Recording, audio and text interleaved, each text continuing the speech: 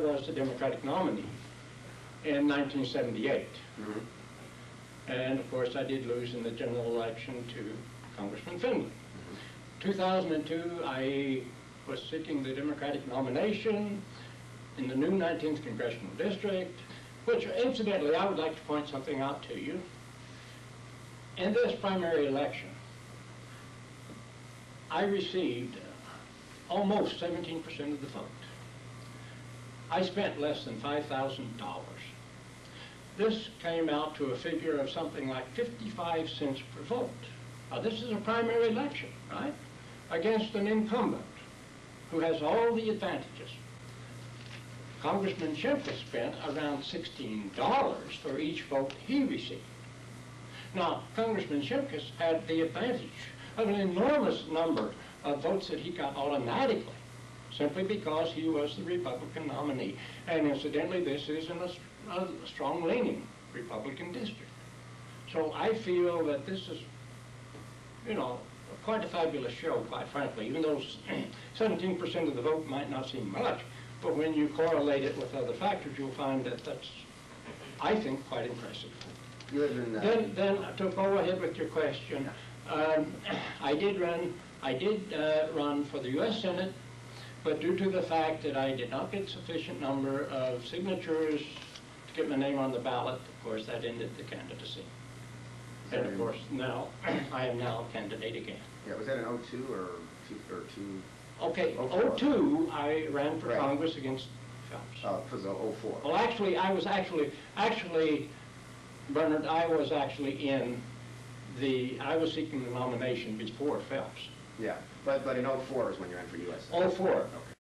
When were you a coal miner and where? Oh, you've got quite a question here now.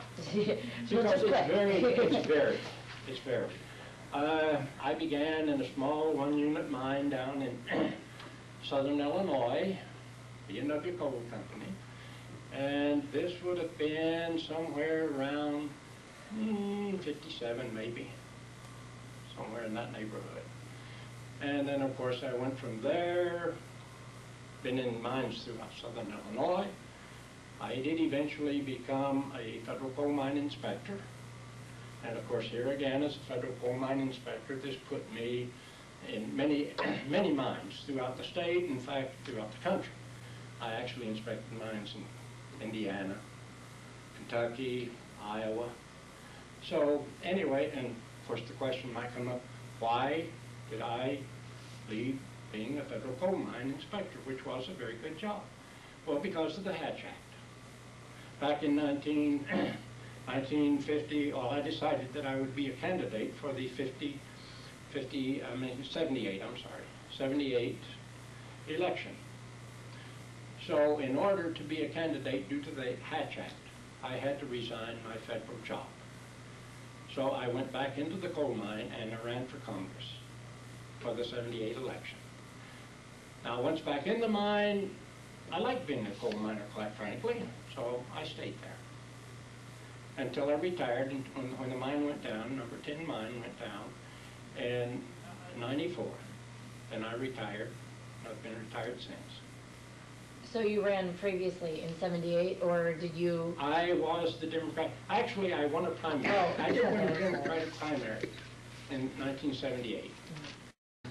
And I might add, as far as I'm concerned, I defeated a very good candidate.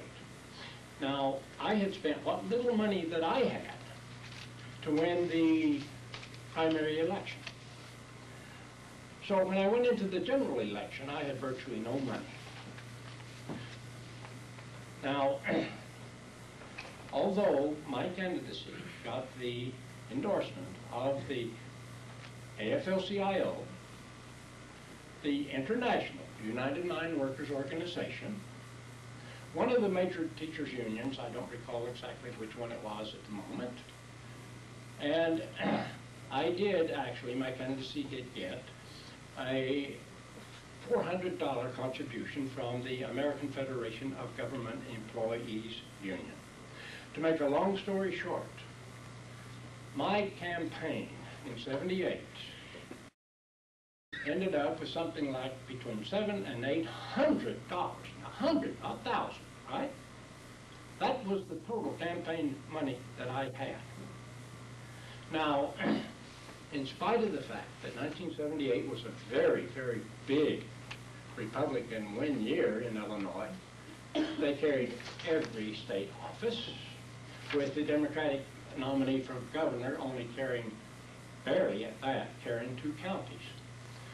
Yet, in a very strong leaning Republican district against an incumbent, I got around, well, not a 1, it was actually 30.4% of the votes.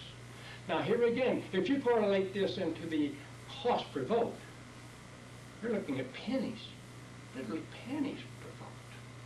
So here again, I have to feel that even though the defeat might appear to be horrendous, actually it was quite good under the circumstances.